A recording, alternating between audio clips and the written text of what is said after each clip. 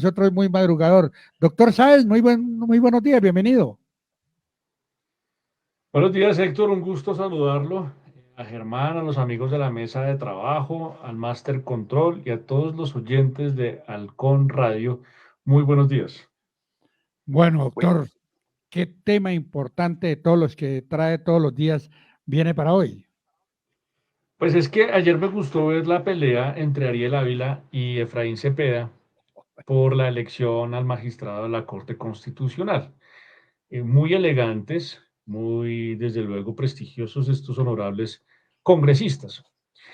Necesito aclarar algo. Es importante para mí, se me sale de la boca si no lo digo, y es que en Colombia no hay parlamentarios. Por favor, señores periodistas, por favor, señores miembros del Congreso de la República, dejen de llamarse y de llamar a los congresistas parlamentarios. No existe. Colombia es una república unitaria que tiene un Congreso de la República y no tiene parlamento, no es un sistema de gobierno parlamentario. Aquí no hay jefe de gobierno, no hay jefe de Estado elegido, ni el jefe de gobierno lo elige el Parlamento. Esto es una república unitaria, presidencialista, y me sorprende que haya personas que digan parlamentarios como si el sistema de gobierno colombiano fuera parlamentario, y eso no es así. Entonces me da risa escuchar a, a periodistas que hablan, es que el parlamentario dijo, bueno, por favor, lean la Constitución, artículo primero, dice, Colombia es un Estado social de derecho, organizado en forma de república unitaria, descentralizada, con autonomía de sus entidades territoriales, democrática, participativa y pluralista. ¿Entienden qué significa república unitaria descentralizada? Entonces, póngale cuidado al lenguaje cuando hablen. Señores, no se refieran nunca más a los congresistas como parlamentarios. Es un congresista. Puede ser senador o puede ser representante de la Cámara. Y es importante que los oyentes sepan, porque muchos nos preguntamos, ¿qué hace un congresista? ¿Qué hacen? Esos tipos no hacen nada, van allá a comer chitos, a dormir, pero no hacen nada, a robar seguramente, a robar en los contratos. Entonces, yo quisiera, porque vuelvo y les digo, vi la pelea de ayer de Efraín Cepeda y Ariel Ávila y digo, bueno, pero pues sí, hablemos a los oyentes qué hace un congresista. Y resulta, señores, que la elección más importante que tiene este país es elegir al Congreso de la República. ¿Saben por qué es tan importante elegir al Congreso de la República? Porque el Congreso de la República, el Senado, el Congreso de la República tiene dos cámaras, que es el Senado y la otra es la Cámara de Representantes. Y resulta que el Senado, nada más y nada menos, elige al Procurador General de la Nación y a los magistrados de la Corte Constitucional. Y resulta que los magistrados de la Corte Constitucional conforman, desde luego, obviamente, la Corte Constitucional, que son 9 magistrados, y esos magistrados pueden hacer control constitucional de las leyes y pueden declararlas inexequibles. De allí que hace unas semanas hablábamos que hicimos una serie de el presidente Petro, el presidente que todo le sale mal, y es porque la Corte Constitucional le ha declarado inexequibles la mayoría de las reformas que ha hecho este importante gobierno de este honorable figura pública, doctor Gustavo Petro Urrego. Entonces, ustedes dirán, ay, pero es que esa Corte Constitucional odia a Petro, no lo deja gobernar. Eso se llama check and balance, lo que dicen los gringos, check and balance. Se llama un equilibrio de poder, pesos y contrapesos, porque esto es una república unitaria. Aquí no nos gustan los dictadores, diferente a lo que ocurre en Venezuela y en Centroamérica y en otros países de Sudamérica. Colombia no ha tenido dictadores y no los vamos a tener. Pero resulta que el Senado de la República elige a los magistrados de la Corte Constitucional. Entonces, el otro año, cuando usted vaya a ir a votar, usted dice, ah, ¿qué hace el Senado? Votemos por cualquier pelagato. No, ojo porque el Senado de la República elige a los magistrados de la Corte Constitucional y elige al procurador del Senado. Ahora bien, los congresistas, el Congreso en pleno, elige al Contralor General de la República. Nada más y nada menos. El que investiga si se roban o no la plata. El que investiga de dónde sale, hacia dónde va el dinero y si el dinero lo ejecutan. Ahora bien, le delegaron a la Cámara de Representantes elegir nada más y nada menos que al defensor del pueblo. Entonces, cuando usted está privado de la libertad o cuando hay una persona privada de la libertad, entonces aparece algo que se llama la Defensoría Pública. Entonces, se ha escuchado que cuando los derechos del capturado es, usted tiene derecho a guardar silencio, usted tiene derecho a que un abogado de su confianza lo represente. Si no tiene uno, el Estado le pondrá uno. Eso dicen en las películas de los Estados Unidos. Pues bueno, en Colombia es igual. Y esa defensoría pública, cuando dicen que el Estado le va a nombrar a uno, pues se refiere a la defensoría pública. Y la defensoría pública depende de la defensoría del pueblo. Entonces, ese defensor del pueblo lo elige la Cámara de Representantes, nada más y nada menos. Y lo más importante de todo, la Cámara de Representantes investiga y acusa al honorable presidente de la República de Colombia. Investiga a los magistrados de la Corte Suprema de Justicia. Investiga a los demás magistrados de la Corte Constitucional, a los consejeros de Estado, y adicional a eso, pues los acusa donde llegue a encontrar que son culpables de cometer algún delito. Entonces, cuando usted mañana se levante, entienda que el Congreso de la República es una de las instituciones más importantes y poderosas de este país. Por eso, votar por personas que sean honorables, que tengan conocimiento jurídico, es muy importante. Entonces, ¿cuál fue la situación que ocurrió ayer? Resulta que un magistrado de la Corte, los magistrados de la Corte Constitucional, ¿quién los propone? Pues salen de una terna, de sendas ternas que propone el presidente de la República, desde luego, la Corte Suprema de Justicia y el Consejo Superior de la Judicatura. Entonces, señores, estos cargos son políticos. Los magistrados de la Corte Constitucional son políticos. Perdón, repito, reformulo. Los magistrados de la Corte Constitucional son elegidos de ternas presentadas por el presidente de la República, la Corte Suprema de Justicia y el Consejo de Estado. Cometí allí una imprecisión que inmediatamente corrijo conforme al artículo 239 de la Corte de la Constitución Política.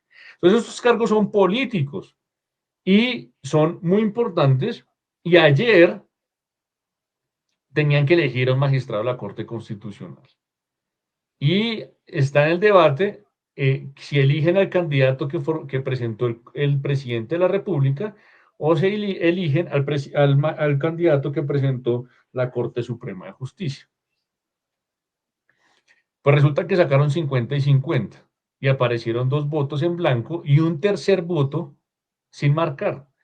Habían 102 senadores en el recinto ayer y marcaron 50 votos a favor de un candidato, 50 votos a favor de otro candidato, 2 votos en blanco para 102 y apareció un 103, un voto 103 sin marcar, que parece que se pegó en otro voto y se coló allí.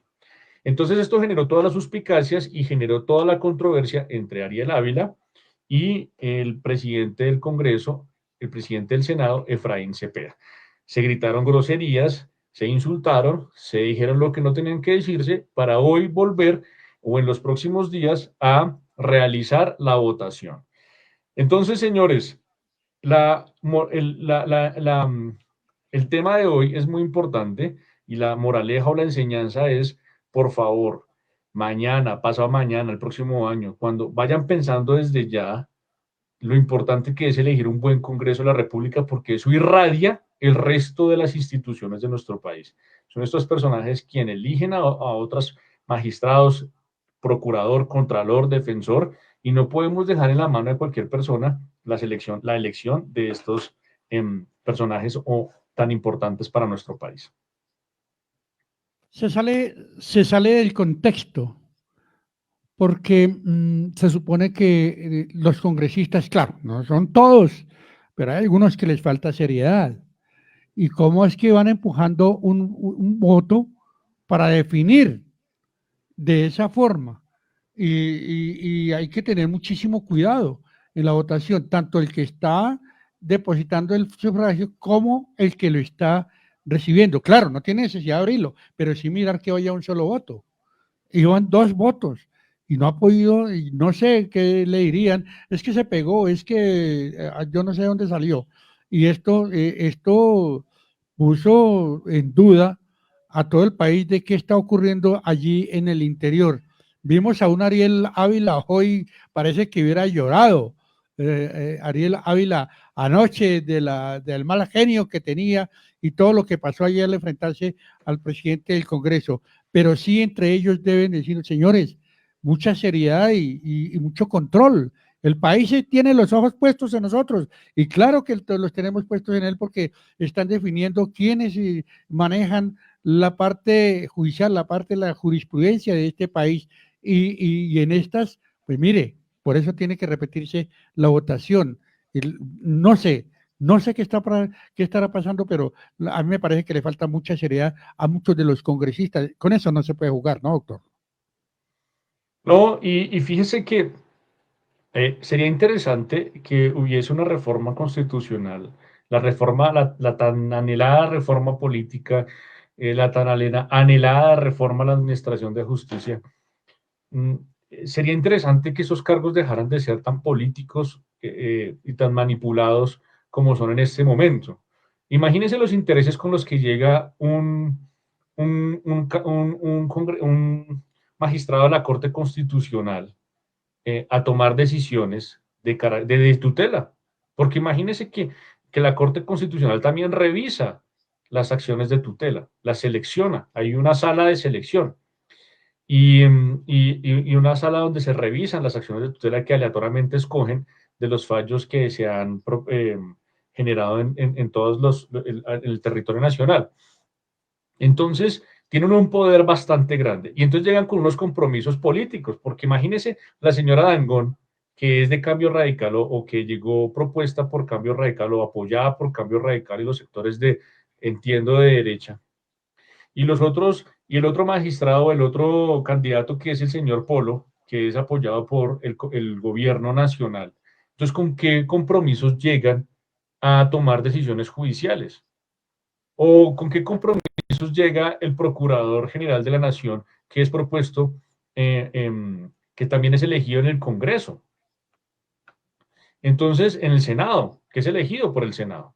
O con cuáles intereses llega, o cargas o compromisos llega el fiscal general de la Nación, que es propuesto por una terna del presidente de la República y elegido por la Corte Suprema.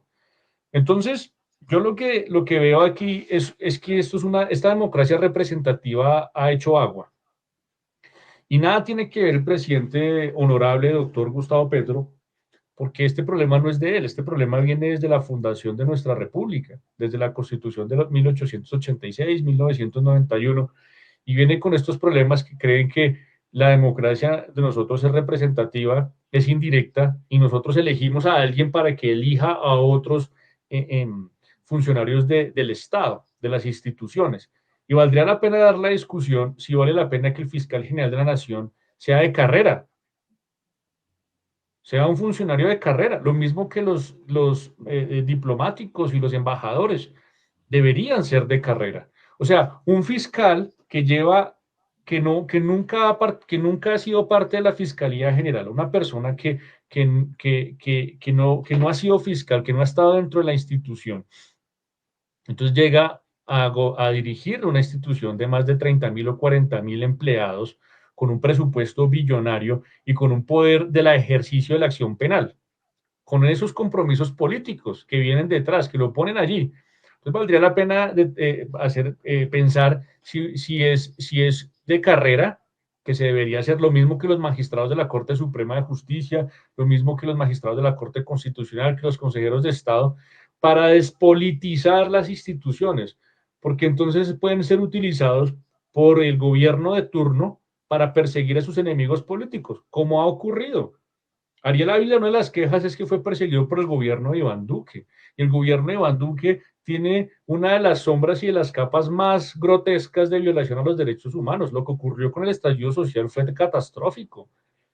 Las capturas ilegales, las desapariciones, las alianzas mafiosas con el Ñeñe, todo eso salió y utilizaron a Barbosa para perseguir a los enemigos políticos que hoy están en el gobierno.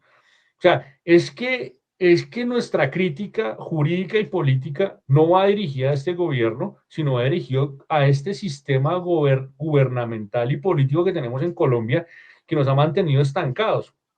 Entonces vale la pena que reflexionemos respecto de lo que está pasando, porque seguimos y seguimos en los mismos errores, en el mismo estancamiento político y no entendemos por qué. Pues ahí le doy la explicación. Le doy la explicación. Entonces, reflexionemos respecto de eso y a la hora de opinar y debatir, tengamos por lo menos una posición jurídica constitucional respecto de estos temas. Sí, vamos a esperar en que, a ver cómo va a ser la próxima sesión para la votación, a ver si va a terminar en los mismos 50-50, cómo va a aparecer en este aspecto, debido porque ya comienzan las dudas por parte de todos los colombianos, y ahí se están cocinando intereses, qué es lo que hay en el fondo, cómo es que están actuando algunos senadores, porque no son todos, hay senadores que están haciendo su trabajo a lo que se comprometieron, a lo que quieren que cambie este país, pero hay otros que lo manejan de una forma diferente, doctor. No sé si haya algo Sí, para agregar. solamente eso, era la reflexión que les traía para el día de hoy y nos escuchamos mañana con otros temas de interés nacional y local, aquí en el primer Sorbo de la Mañana, Halcón Radio. Feliz día para todos. Igualmente para usted, doctor, muchísimas gracias. Es muy importante este tema que nos ha tratado en el día de hoy.